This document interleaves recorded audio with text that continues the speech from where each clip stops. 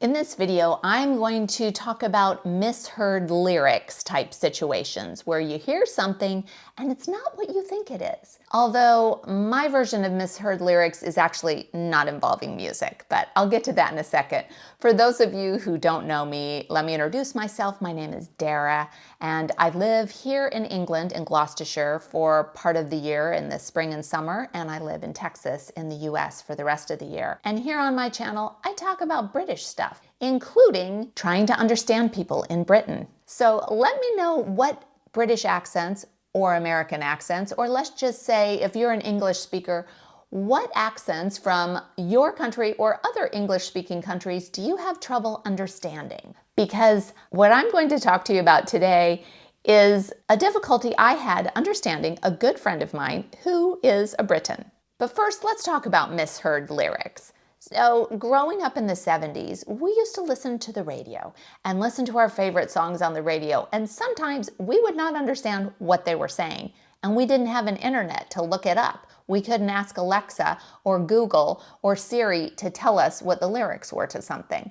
We just had to figure it out the hard way. So we might be there, with our cassette recorder trying to record our favorite song so that we could play it back later and figure out what the lyrics were. And you had to be pretty much of an expert at deciphering to understand some lyrics.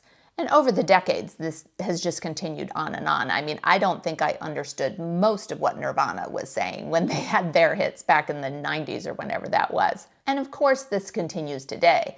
The difference is that now when Taylor Swift comes out with a hit song and people think she's talking about Starbucks lovers when instead she's saying a long list of ex-lovers, that's something that easily is settled because you can just ask Google to tell you the lyrics for any song and boom, you get them right there. But I grew up for decades having a made-up version of lyrics in my head for things that then I eventually found out were something else entirely. What examples do you have of lyrics of songs that you heard all the time that you thought were one thing and ended up actually being something entirely different? Here's my one example that involves Britain, and in fact, a place not far away.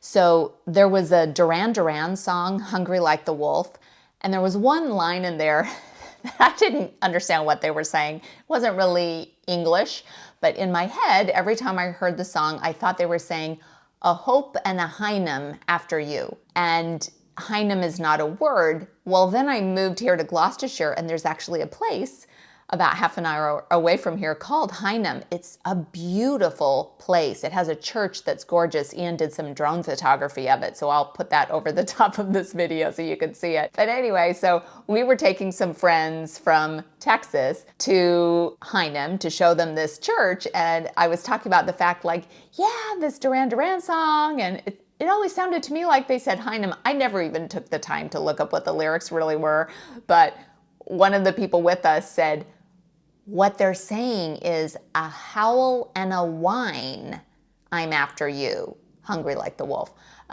So it's a wolf howling. I'm like, oh, okay, that makes a lot more sense. So let me know your misheard lyrics examples in the comments, but here's what I want to talk about today. I have a friend named Emma, and she grew up in Wales. She has this beautiful, melodious Welsh accent. I love the Welsh accent, and her husband Terry also has an accent that I love. Croeso I Gymru. Hearing both of them speak, it's very melodious and beautiful, but I don't always understand what they're saying. And you have met Emma in a couple of my previous videos. When we came here at the beginning of the summer, we went to Indian afternoon tea with Terry and Emma, so you can hear a little bit of them talking in that video. And then last summer, I made scones with Emma at her home in Herefordshire, and you can hear a bunch of Emma talking there. So I'll include links to those videos if you want to check it out. But basically, I love hanging around Emma. She's hilarious. We have a lot of laughs.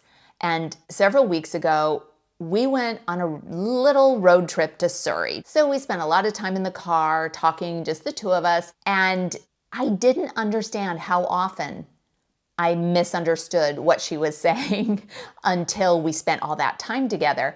And then once it happened, like about the third time, I'm like, oh, I am going to have to start writing these down because it was happening so frequently. The first thing that happened is we're chatting along, and I thought she said, sharpen her leggings. I'm thinking, that doesn't make any sense. Like leggings, you know, the trousers you pull on, they're made out of lycra. Like, how would you sharpen leggings? What she actually said was show up in her leggings. Oh, yeah, that makes more sense. Then the second thing she said was, I thought she said she phones. When this happens, she phones. And I'm like, she phones? It didn't make any sense in the context of what she was saying. And then she explained, you know, like a deer, she phones. And I'm like, oh, she fawns.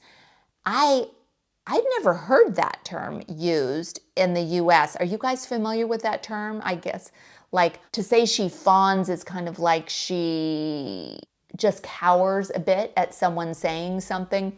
But yeah, saying she phones in that context made no sense at all.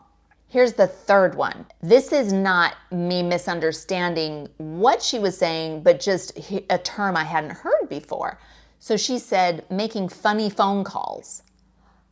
If you're British, let me know if that's the term you're used to. And if you're American, let me know if you're used to calling them prank calls. Now, back in the day when we didn't have caller ID and mobile phones and all that, prank calls were way more common. But I guess in Britain, or at least in Wales, Emma grew up calling them funny phone calls. So that was funny because I didn't know what she was talking about. The next one is one where I was laughing so hard when I figured out I had no idea what she was saying. I laughed so hard, I was just crying. Like there were tears streaming down my face. She said to me very sincerely, what I thought she said was, did you have 6 periods? And in the context and in the setting we were in, that was a really, really weird thing to say. It would always be a weird thing to say, but in this setting, it was a particularly weird thing to say.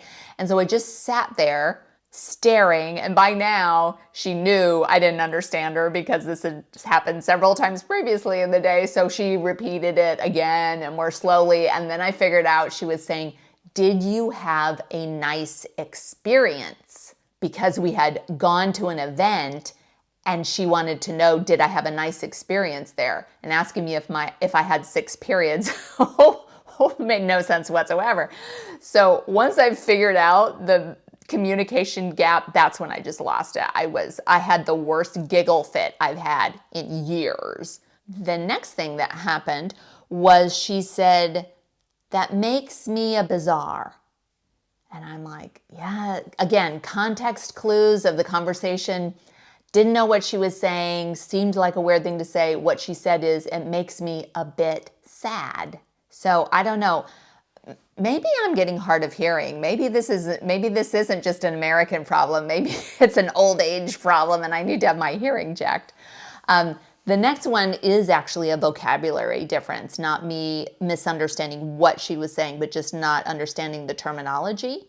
She talked about throwing a copper.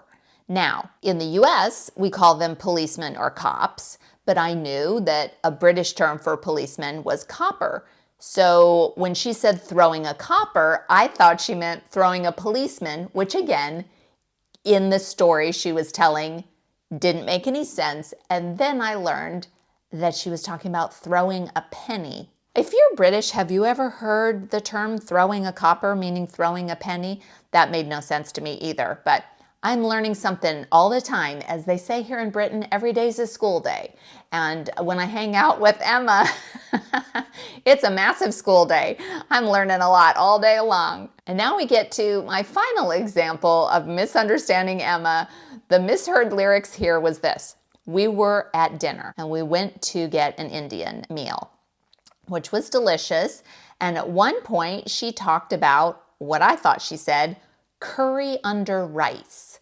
And I'm like, curry under rice. Why? Why would you put the curry on the dish first and then rice on top? That's kind of strange. Why would you do that? And so she was asking me, do you like curry under rice?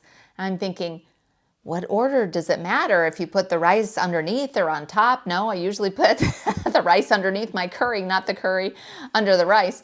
And then come to find out, she was talking about coriander rice, which is not a thing in the US. I don't know, is coriander rice with fresh coriander, which is what we call cilantro in the States, particularly in Texas. Anyway, I don't know, but by then she was so used to me misunderstanding her and thinking she said something totally different.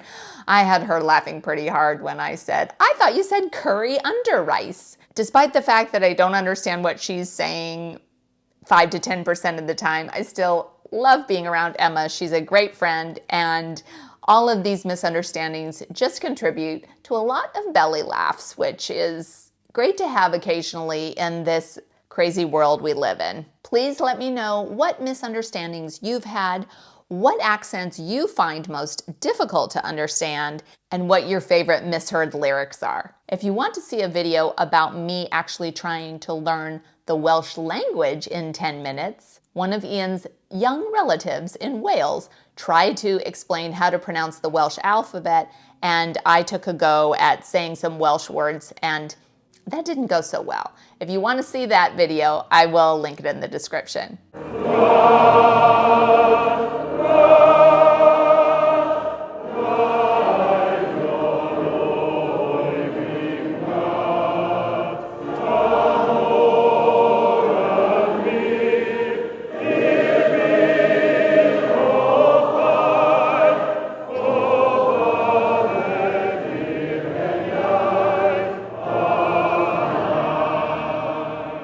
I hope you've enjoyed this goofy discussion about me misunderstanding my Welsh friend. Thanks so much for watching this video, and do something good in the world today.